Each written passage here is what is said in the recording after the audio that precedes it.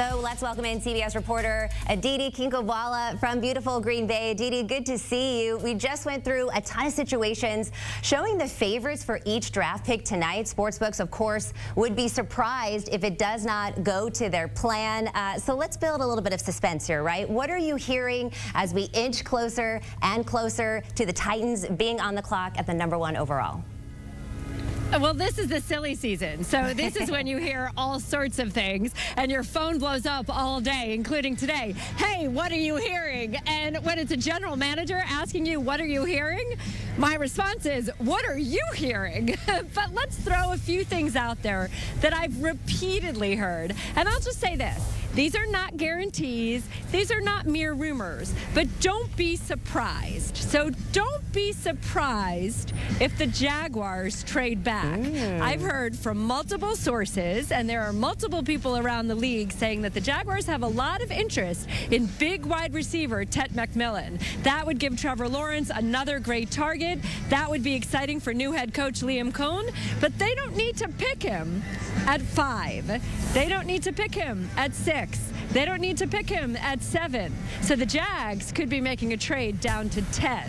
Here's another one that might not be that surprising. Jackson Dart could be the second quarterback off the board, and he could indeed be a quarterback that goes in the top 10. Once again, not saying that it's definitely happening, but this time of year is when desperate teams overdraft. And who's more desperate than a team that doesn't have a quarterback? Jackson Dart is a quarterback that multiple offensive coaches have compared to Baker Mayfield to me.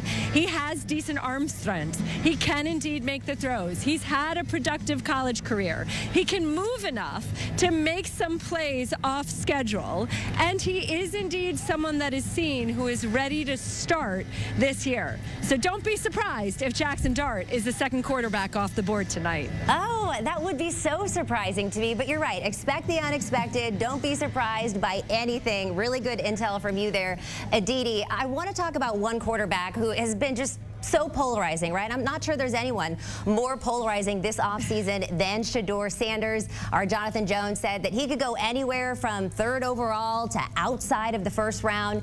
Aditi, do you expect everyone to be glued to the TV tonight waiting for his name to be called?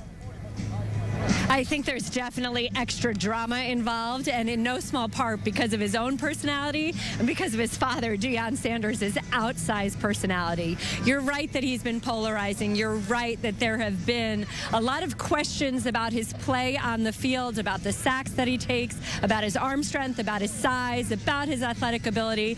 And then recently there have also been some questions about his personality and how he presents in the locker room and what does he bring with him, since Coach Prime is indeed such a personality.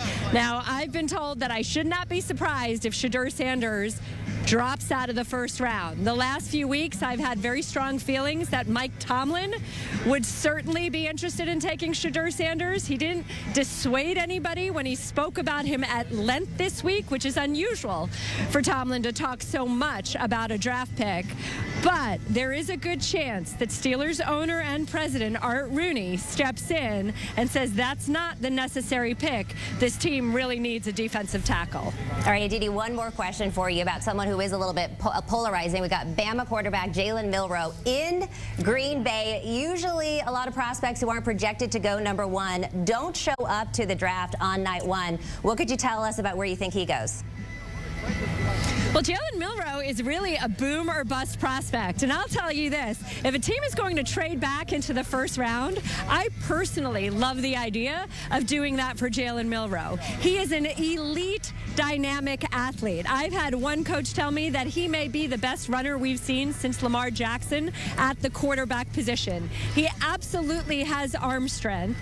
He is still raw and can be taught to improve his accuracy.